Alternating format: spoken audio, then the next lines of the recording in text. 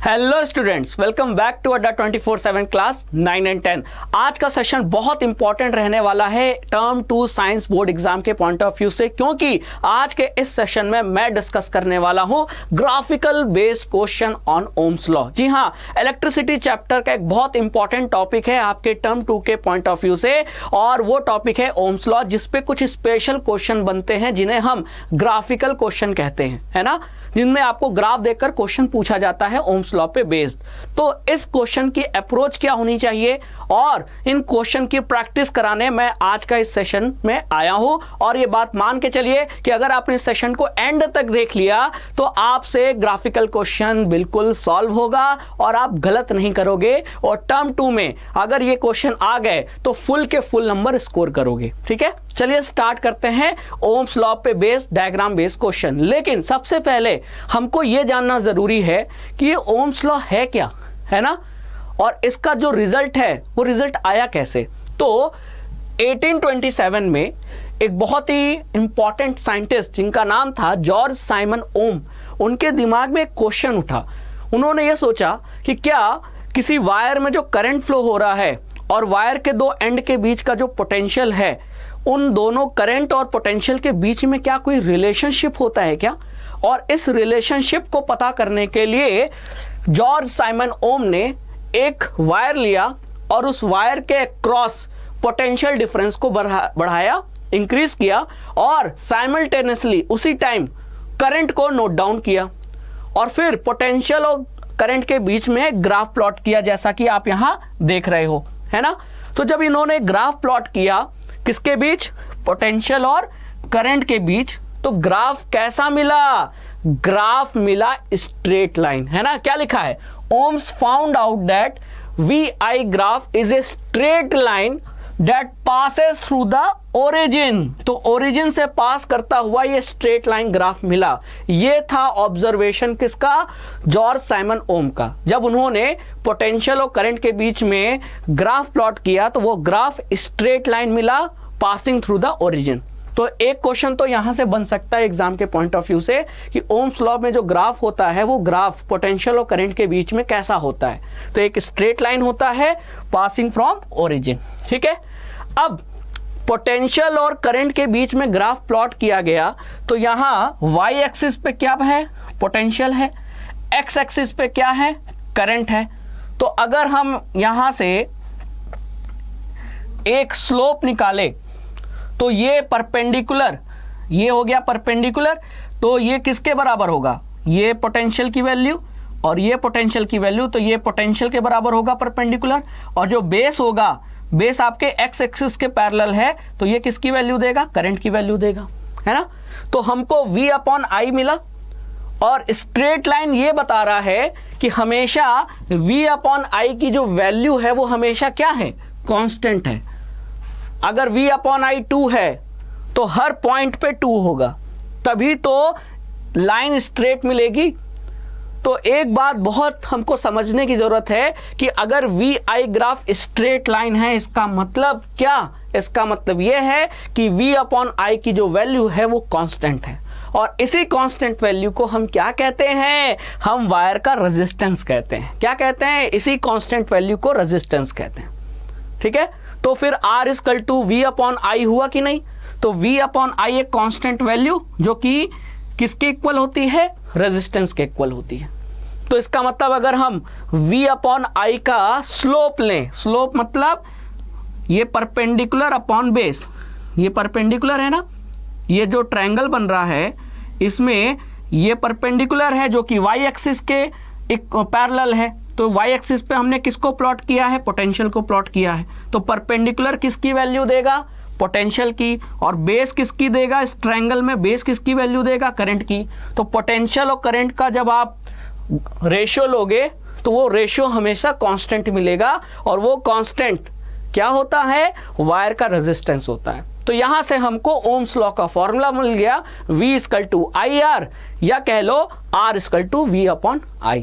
ठीक है, तो ये तो हमको ओम्स लॉ के बारे में जो डिटेल थी वो पता चल गई, है ना। अब ये जो ग्राफ है, ये ग्राफ बहुत मैटर करता है।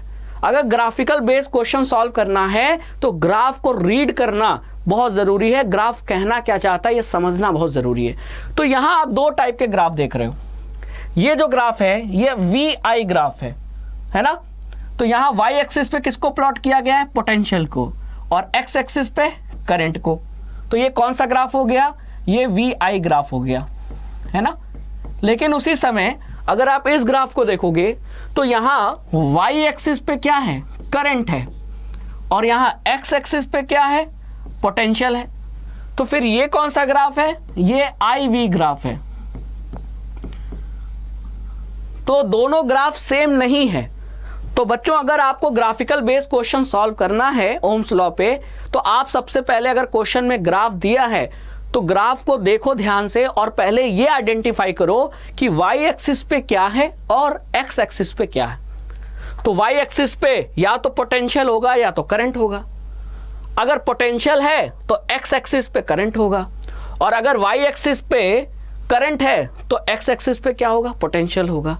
तो पहले ये पता करो कि आपको क्वेश्चन में जो ग्राफ दिया है वो VI ग्राफ दिया है कि IV ग्राफ दिया है। ठीक है, अब अभी हमने पढ़ा कि V/I की जो वैल्यू होती है वो हमेशा क्या होती है, कांस्टेंट होती है ना। और वो कांस्टेंट किसके बराबर होता है, R, जो कि है क्या एक्चुअली में, स्लोप। तो इसका मतलब अगर आपको VI ग्राफ दिया हुआ है तो इस ग्राफ का अगर आप क्या निकालोगे, स्लोप निकालोगे। स्लोप यानी कि परपेंडिकुलर अपॉन बेस, यानी V/I करोगे, यही तो स्लोप है। V/I करोगे तो क्या निकलेगा, स्लोप। तो ये स्लोप किसकी वैल्यू देगा, ये स्लोप देगा वैल्यू किसकी, R की। तो इसका मतलब VI ग्राफ दिया है तो उसका स्लोप निकाल लो। स्लोप मतलब tan थीटा, मतलब कि V/I की वैल्यू निकालो तो आपको VI ग्राफ का जो स्लोप है वो क्या देता है, R की वैल्यू देता है, यानी उससे रेजिस्टेंस पता चलेगा। लेकिन अगर आपको क्वेश्चन में IV ग्राफ दे रखा है तो अगर आप I/V करोगे तो ये जो स्लोप आएगा तो ये स्लोप क्या देगा, R देगा क्या, नहीं, R तो V/I होता है। तो I/V क्या करेगा, 1/R की वैल्यू देगा, है ना। तो इसका मतलब हमको ये पता चल गया कि IV ग्राफ होगा तो उसका जो स्लोप होता है वो 1/R के बराबर होता है, इक्वल होता है। तो इससे आपको जब आप स्लोप निकालोगे IV ग्राफ का तो वो स्लोप आपको 1/R की वैल्यू देगा, ना कि R की। तो फिर 1/R की वैल्यू पता है तो R की वैल्यू पता चल जाएगी। तो ये दोनों ग्राफ को समझो, यही गड़बड़ होती है क्वेश्चन में। हमेशा बच्चे क्या करते हैं, बच्चे हमेशा V/I कर लेते हैं, लेकिन देखो तो पहले कि वो क्या दिया है। अगर V/I यानी कि अगर y एक्सिस में पोटेंशियल और x एक्सिस में करंट है तो आप फिर अगर स्लोप लोगे तो स्लोप क्या देगा, V/I, यानी कि वो R की वैल्यू देगा। लेकिन अगर IV ग्राफ है तो जब आप स्लोप लेते हो तो स्लोप I/V की देता है वैल्यू। तो I/V मतलब आपको तब 1/R की वैल्यू पता चलेगी। ठीक है, तो ये दोनों ग्राफ अगर आपको क्लियर हो गया तो फिर आपको दिक्कत कभी आनी ही नहीं है ना, ये मेरा वादा है। तो इसीलिए तो जिन बच्चों ने इस सेशन को देखा और एंड तक समझा उन बच्चों को श्योर शॉर्ट क्वेश्चन सॉल्व हो जाएगा, है ना बच्चों।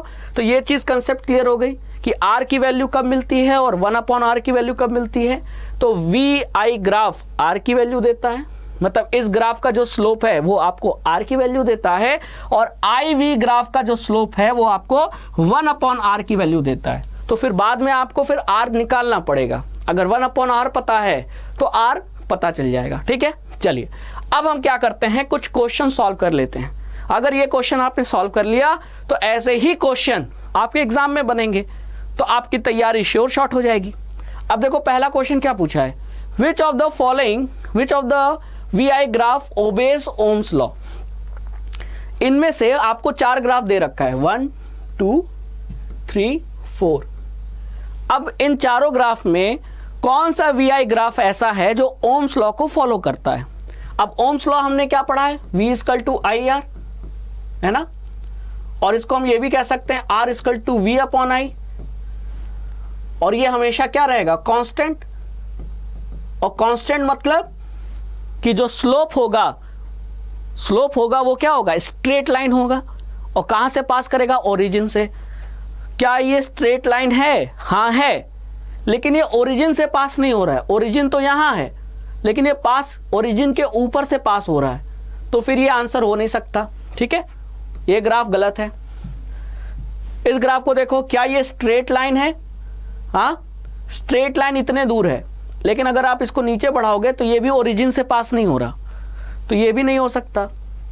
ये देखो, हाँ ये भी आपका क्या है, स्ट्रेट लाइन है और ओरिजिन से पास हो रहा है।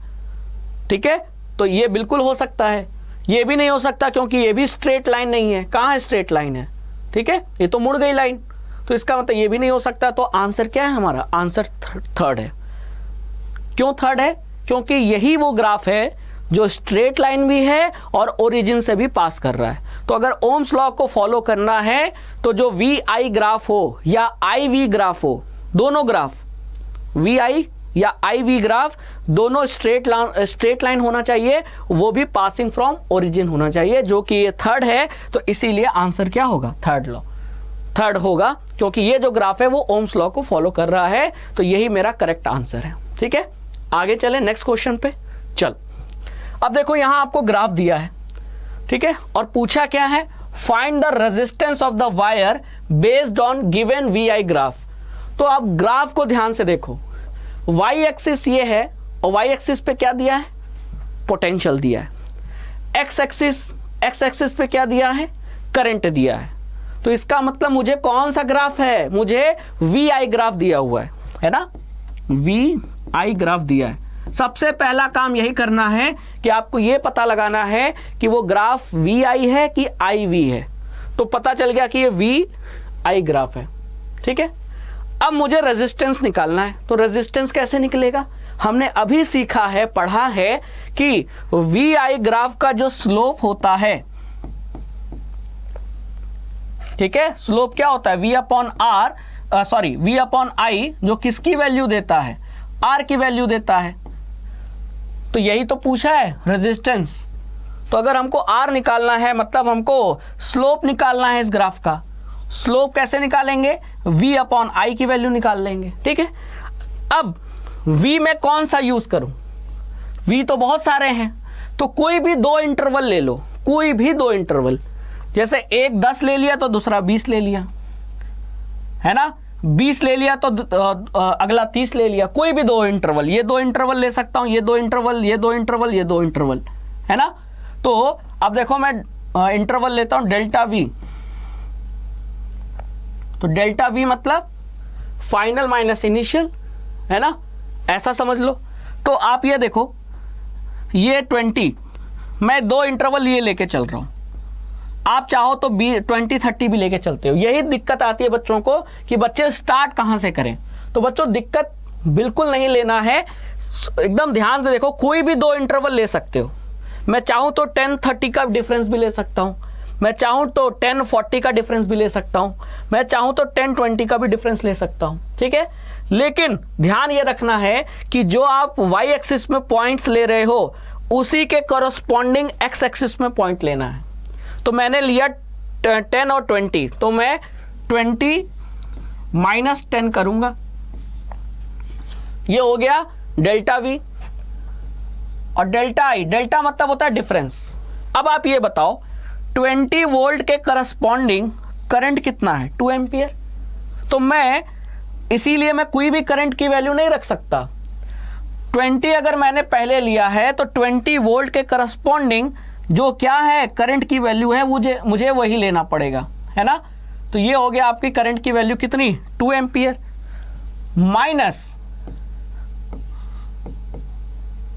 माइनस अब मैंने पोटेंशियल कितना लिया था 10, तो 10 के करस्पॉन्डिंग कितना है करंट, 1 एम्पियर है, तो यहां मैं 1 एम्पियर करूंगा। तो 20 माइनस 10 10 वोल्ट और 2 माइनस 1 एम्पियर। तो V अपॉन आई आ गया, ये वोल्टेज है और ये करंट है। तो ये किसकी वैल्यू देगा, रेजिस्टेंस की। तो कितनी आया, 10 ओम आया। तो हमारा रेजिस्टेंस आ गया इस ग्राफ के बेसिस पे, कितना, 10 ओम इज द आंसर।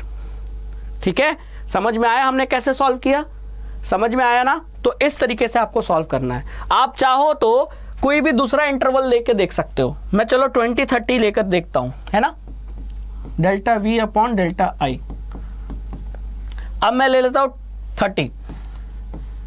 30 माइनस 20। ठीक है, अब करंट में मुझे 30 के करस्पॉन्डिंग क्या दिख रहा है मुझे? 3 एम्पियर। और 20 के करस्पॉन्डिंग कितना दिख रहा है? 2 एम्पियर। तो यहां भी करोगे तो कितना आएगा? 30 माइनस 20 10 वोल्ट और 3 माइनस 2 1 एम्पियर। तो अगेन आंसर कितना आ गया? 10 ओम। और आएगा हमेशा 10 ओम ही आएगा, क्योंकि हमने पढ़ा है कि V अपॉन आई हमेशा कांस्टेंट होता है। तो यहां भी देखो 10, यहां भी 10। ठीक है, आप 10 और 40 लेकर देखो, 10-30 लेकर देखो, या 50-20 लेकर देखो, तो भी आपका रेजिस्टेंस हमेशा 10 ओम ही आएगा, क्योंकि कांस्टेंट होगा तभी तो ग्राफ स्ट्रेट लाइन मिलेगा। तो देखो कांस्टेंट ही आ रहा है, हमेशा 10 आ रहा है। तो इस तरीके से आपको सॉल्व करना है। कोई भी पोटेंशियल का डिफरेंस ले लो और कोई भी करंट का, किसी भी दो करंट की वैल्यू का डिफरेंस ले लो और दोनों का क्या कर लो? रेशियो निकाल लो। तो वो रेशियो क्या होगा? स्लोप, जो कि क्या देता है? आर की वैल्यू देता है, और आर ही पूछा था हमको। ठीक है, समझ में आया? तो आप कोई भी पोटेंशियल, लेकिन ध्यान रखना कि अगर आप पोटेंशियल 20 वोल्ट ले रहे हो तो फिर करंट कौन सा लोगे? तो इस लाइन पे 20 वोल्ट की ये जो लाइन है ना, लाइन तो ये गई है। तो अगर आपने 20 वोल्ट लिया है तो इस पॉइंट पर जो करंट की वैल्यू है वही लेना पड़ेगा। ऐसा नहीं है कि 20 वोल्ट पे मैं करंट 1 एम्पियर ले लूं, नहीं, 1 एम्पियर और 10 वोल्ट यहां आकर मिल रहे हैं। तो 10 वोल्ट के करस्पॉन्डिंग करंट कितना है? 1 एम्पियर है। तो 10 वोल्ट के साथ 1 एम्पियर लूंगा, 20 वोल्ट के साथ 2 एम्पियर लेना पड़ेगा, 30 वोल्ट के साथ 3 एम्पियर लेना पड़ेगा। यही गड़बड़ होती है बच्चों से, लेकिन आप अब सीख चुके हो तो गड़बड़ नहीं होगी, बिल्कुल अच्छे से सॉल्व करोगे, है ना। चलिए आगे चलें नेक्स्ट क्वेश्चन पे। चलो नेक्स्ट, अगेन आपको ग्राफ दिया है और पूछा है find the resistance based on given V I graph. तो जो पिछला क्वेश्चन है लगभग वैसा ही क्वेश्चन है। अब पहला क्या करना है? सबसे पहला काम, पहले ग्राफ को ध्यान से पढ़ो। ग्राफ वी आई है कि आई वी है, आइडेंटिफाई करो। तो मैंने ये देखा कि वाई एक्सिस पे पोटेंशियल है, एक्स एक्सिस पे करंट है। तो ये कौन सा ग्राफ है? ये वी आई ग्राफ है। अब मुझसे क्या पूछा है? रेजिस्टेंस पूछा है। तो रेजिस्टेंस कैसे निकालूं मैं? रेजिस्टेंस निकालने के लिए मुझे इस ग्राफ का क्या चाहिए? स्लोप चाहिए। क्या चाहिए? स्लोप। और स्लोप क्या होगा? v अपॉन आई की वैल्यू। ठीक है, तो कोई भी दो पोटेंशियल ले लो और उसके कॉरस्पॉन्डिंग करंट की वैल्यू ले लो। ठीक है, तो मान लेते हैं मैं दो पोटेंशियल ले लेता हूं, एक ये और एक ये ले लिया। आप 6 और 8 ले सकते हो, जैसे ये 2 है, ये 4 है, ये 6 है, ये 8 है, ये 10 है, ये 12 वोल्ट है ना। अब मैं कौन सा दो पोटेंशियल लूं? कोई भी ले सकते हो। तो मैंने क्या किया, ये दो पोटेंशियल ले लिया, है ना, 10 और 6। क्लियर? तो डेल्टा वी अपॉन डेल्टा आई, यही तो करूंगा, v अपॉन आई तो करूंगा, तब तो स्लोप मिलेगा। और slope v upon I graph का स्लोप क्या देता है? r की वैल्यू। तो मुझे r मिल जाएगा। ठीक है, अब मुझे v निकालना था, तो कोई भी दो पोटेंशियल का डिफरेंस, तो मैं ले लिया 10 और 6, तो 10 माइनस 6, ये हो गया पोटेंशियल का डिफरेंस। अब 10 के करस्पॉन्डिंग करंट की वैल्यू क्या है? 2.5 है। ठीक है, और 6 के करस्पॉन्डिंग करंट की वैल्यू क्या है? 1.5 है। ठीक है, समझ में आया? तो करंट मैंने कैसे निकाला? करंट तो दिया हुआ था, तो जो मैं पोटेंशियल लूंगा उसके करस्पॉन्डिंग जो करंट होगा वही वैल्यू मुझे रखना पड़ेगा। तो ये स्ट्रेट लाइन पे ये 10 वोल्ट का ग्राफ जहां मिल रहा है, उसी पॉइंट पर करंट देखो, तो करंट मुझे क्या मिला? 2.5। तो अगर 10 माइनस 6 कर रहा हूं तो मुझे क्या करना पड़ेगा? करंट में 2.5 माइनस 1.5 करना पड़ेगा, क्योंकि 2.5 10 के करस्पॉन्डिंग करंट है और 1.5 6 वोल्ट के करस्पॉन्डिंग करंट है। ठीक है, तो यहां से मैं सॉल्व करूंगा तो 10 माइनस 6 4 वोल्ट अपॉन 2.5 माइनस 1.5, ये कितना आएगा 1 आएगा कि नहीं आएगा, बिल्कुल आएगा 1 एम्पियर। तो 4 वोल्ट अपॉन 1 एम्पियर, तो ये V अपॉन आई क्या मिला, R कितना मिला 4 ओम। तो हमारा आंसर आ गया, क्या है answer 4 ohm is the answer. तो इस क्वेश्चन में रेजिस्टेंस की वैल्यू कितनी है 4 ओम। आप चाहो तो कोई दूसरी वैल्यू लेकर देख लो, बिल्कुल कोई दिक्कत नहीं है। आप ऐसा करो 2 और 6 लेकर देख लो। ठीक है, तो 2 और 6, तो मैं क्या करूंगा 6 माइनस 2, और 6 के करस्पॉन्डिंग करंट कितना है 1.5 और 2 के करस्पॉन्डिंग करंट कितना है 0.5। तो 6 माइनस 2 4 और 1.5 माइनस 0.5 1, तभी भी आंसर क्या आ गया 4 ओम। तो कोई भी दो पोटेंशियल डिफरेंस ले लो और उसके करस्पॉन्डिंग करंट की वैल्यू का डिफरेंस ले लो, और पोटेंशियल का डिफरेंस अपॉन करंट का डिफरेंस ले लो, तो V अपॉन आई करोगे तो क्या मिलेगा R मिलेगा। ये हमने सीखा है। लेकिन अगर यही क्वेश्चन में I अपॉन V ग्राफ दिया होता, V I ग्राफ ना देकर I V ग्राफ देता, तो जब आप स्लोप निकालते तो वो 1 अपॉन R की वैल्यू निकलता। तो फिर आपको R की वैल्यू निकालना पड़ता उसके बाद, तब आपका क्वेश्चन का आंसर आता।